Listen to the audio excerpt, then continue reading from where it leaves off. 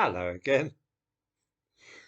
Although I loathe Boris Johnson and regard him as the worst Prime Minister this country has had for many years, I cannot help but admire the way in which he bounces back from any slight setback.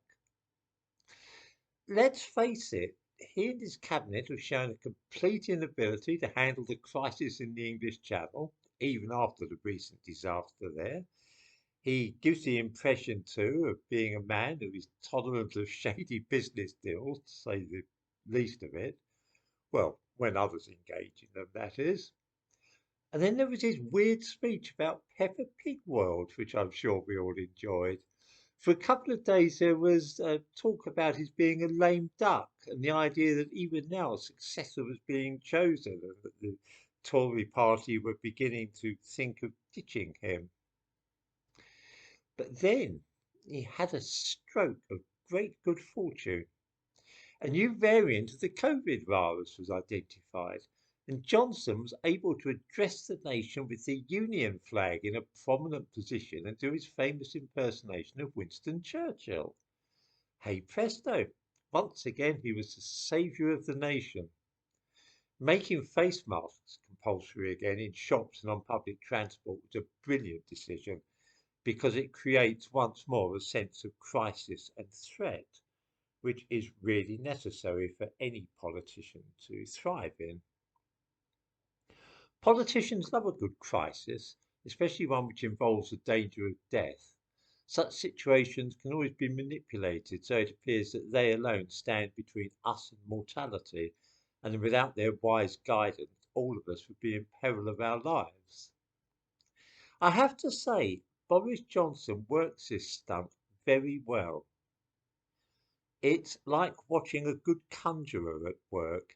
Even though we know it's a trick, the performer still manages to persuade us to suspend our disbelief long enough for the illusion to make us gasp with amazement. I cannot remember when last I enjoyed such a show as the broadcast to the nation he gave the other day. The Prime Minister was stupendously statesmanlike, and although he must have been gloating and congratulating himself over the happy chance that had given him such an opportunity, he betrayed nothing of this in his expression, which was sorrowful and sombre throughout.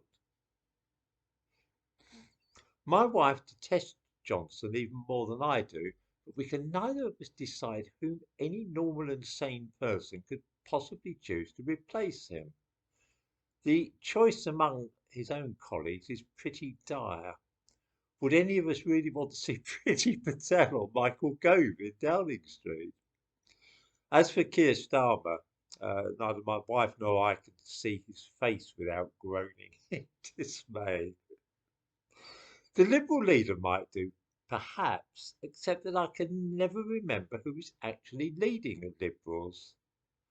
If only it were possible to clone some dead Prime Minister and replace Johnson in that way, then we could choose between Joe Grimmond, the old leader of the Liberal Party, and Harold Macmillan. I think I could accept either of them with equanimity. I'm sorry that these present videos are so short, but the problem is that it takes over an hour and a half to upload them in the cafe which I am using. However, viewers will be glad to hear that we are returning to England tomorrow, when normal service will be resumed. Also, I'm hoping that my appearance will improve a little.